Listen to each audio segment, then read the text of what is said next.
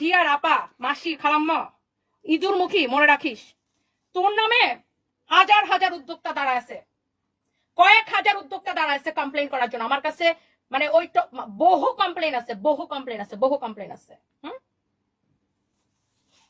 সব উদ্যোক্তা যত জনের কমপ্লেন আছে, যত জনের থেকে পয়সার লালচে পয়সা নিয়ে নিয়ে 1 ঘন্টার ওই কাজের জন্য 40,000 50,000 নিয়ে নিয়ে ঠিক মতো কাজ করো নাই। হ্যাঁ, ঠিক মতো কাজ করো নাই, মানুষের পয়সাটাকে হালাল করে খাও নাই।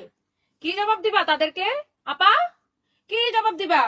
মানুষের থেকে টাকা নিবা 40,000 50,000 1 লাখ নিয়ে তারপরে ঠিক মতো কাম করবা না, নিজের ইচ্ছা মতো করে ছবি 2টা তুলে চলে আসবা, মানুষের টাকা মাইরা দিবা।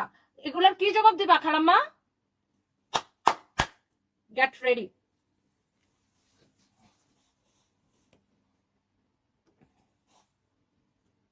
মানে চিন্তা করেন কত বড় খারাপ সে। আমাকে নিয়ে পোস্ট দেয়, বলে আমি নাকি ফেক রেস্টুরেন্টের মালিক, ইঁদুর মুখীর ঘরের ইঁদুর মুখী। হ্যাঁ, দে আমার নিয়ে আমার নাম সব পোস্ট দে, তারপরে তোর আমি দেখতেছি।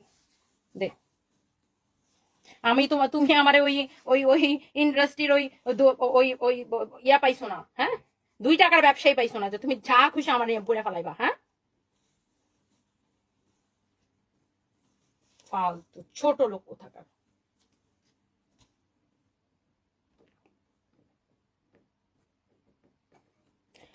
কিছু হইলে আগে যাইতো হাউন আঙ্কেল, আমার হাউন আঙ্কেলের সাথে হাউন খাইতে যাইতো, হাউন আঙ্কেলের সাথে হাউন খাইতে যেত।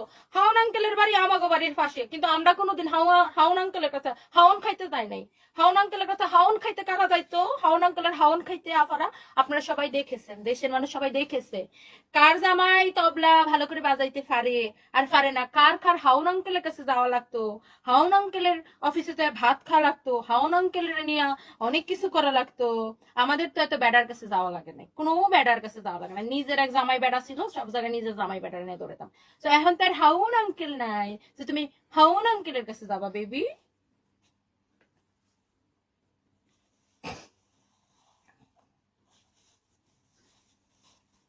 চিন্তা করেন কালকে একটা প্রেস কনফারেন্স হয়েছে, আমি একটু ঘটনাটা ছোট বলে, কালকে একটা প্রেস কনফারেন্স হয়েছে, তাকে নিয়ে সেই অভিযোগটা হয়েছে রোজাপুর অভিযোগটা হয়েছে যে রোজাপু একটা হেলিকপ্টার নিয়ে গেছিল শুট করতে, সেখানে রোজাপু হেলিকপ্টার থেকে নামছে, আর ওই হেলিকপ্টার কোম্পানির ব্র্যান্ড অ্যাম্বাসেডার হয়েছে এই মহিলা, আর তার জামাই হয়েছে কোম্পানির ডিরেক্টর। তো ওই রোজাপু শুট করতে গেছে, মডেল টডেল নিয়ে গেছে, রোজাপুকে শুট করার চান্স দিছে, পরে সে আগে যা ধাপায় ধুপায় পরে শুটমুট করে ফেলছে। তো রোজা আপু একটা প্রেস কনফারেন্স ডাকছে, এখন সেই প্রেস কনফারেন্সে আমি কেন ছিলাম? অনেকে একটা কোয়েশ্চেন করবেন তুমি কেন সেই প্রেস কনফারেন্সে ছিলেন। রোজা আপু হচ্ছে আমার মাকে মা ডাকছে, বুঝছেন? রোজা আপু হচ্ছে আমার মাকে মা ডাকছে, মানে উনি আমার ফ্যামিলি পার্সন। তো আপনার একজন ফ্যামিলি পার্সন যখন একটা সমস্যায় পড়বে, যখন আপনাকে পাশে থাকতে বলবে, আপনি কি থাকবেন না? তো আমি কিন্তু সেই জায়গা থেকে রোজাপুর সাথে ছিলাম, এবং রোজাপু বাংলা পড়তে পারে না, আমি উনার হয়ে উনার লেখাটা জাস্ট পড়ে দিছি। আমি কিন্তু তাকে আলাদা করে আমার ব্যক্তিগতভাবে আমি কিন্তু কোনো মতামত দিইনি, আমি জাস্ট রোজাপুর কথাটাই আমি সেখানে বলছি।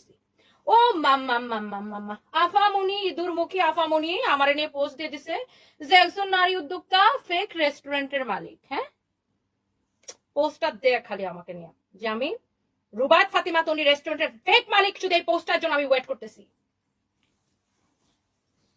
না না, চাকরানিরা নিয়ে কথা বলে নিজের টাইম ওয়েস্ট করবেন, নূরে জান্নাত ক্রান্তি, না না, একে থামাইতে হবে, বেশি বার